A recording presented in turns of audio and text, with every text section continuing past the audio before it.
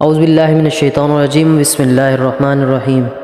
آج ہم بات کرنے جا رہے ہیں حضرت لوط علیہ السلام کی قوم کس طرح سے تباہ ہوئی اور ان کی بربادی کا، یہ تباہی کا کیا چیز سبب بنی۔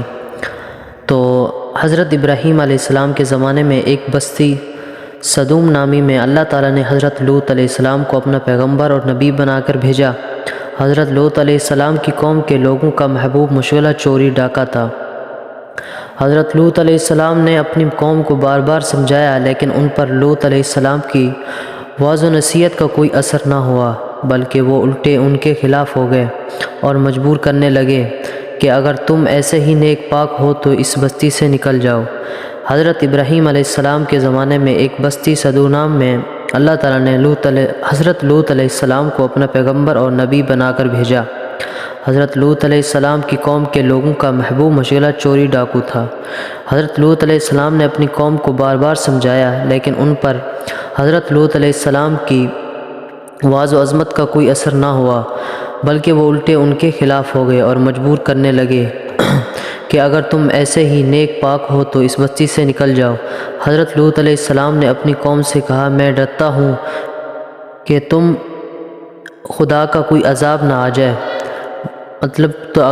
کہ تم پہ کوئی خدا کا عذاب نہ آ جائے، اس لیے بہتر یہی ہے کہ ان برے کاموں سے باز آ جاؤ اور خدا کے نیک بندے بن جاؤ، تاکہ اپنی دنیا اور عاقبت کو سنوار سکو، اور یقین کرو مجھے اللہ نے تمہاری طرف اپنا رسول بنا کر بھیجا ہے۔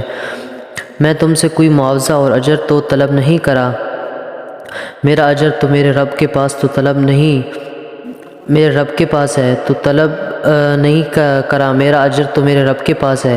لیکن ان پر حضرت لوط علیہ السلام کی وعظ و نصیحت کا کوئی اثر نہ ہوا، بلکہ الٹا ان کو تنگ کرنے لگے اور کہا،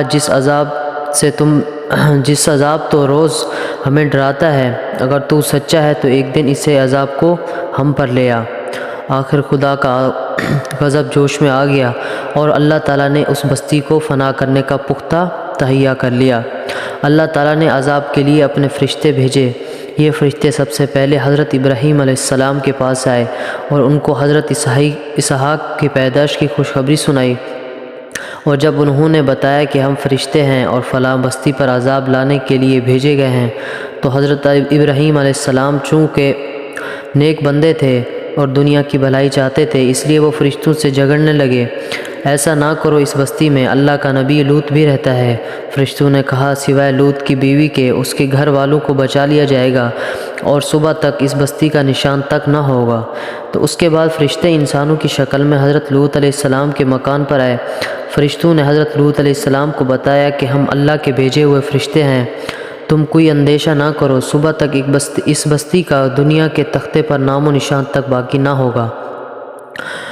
تم اپنے گھر والوں کو لے کر رات کی تاریکی میں اس بستی سے نکل جاؤ، لیکن تمہاری بیوی اس عذاب سے نہیں بچ سکتی۔ چنانچہ رات کے آخری حصے میں حضرت لوط علیہ السلام کو بتایا کہ ہم اللہ کے بھیجے ہوئے فرشتے ہیں، تم کوئی اندیشہ نہ کرو، صبح تک اس بستی کا دنیا کے تختے پر نام نشان تک باقی نہ ہوگا۔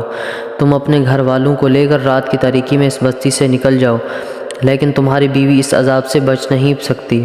چنانچہ رات کے آخری حصے میں حضرت لوط علیہ السلام اپنے گھر والوں کو لے کر اس بستی سے نکل گئے۔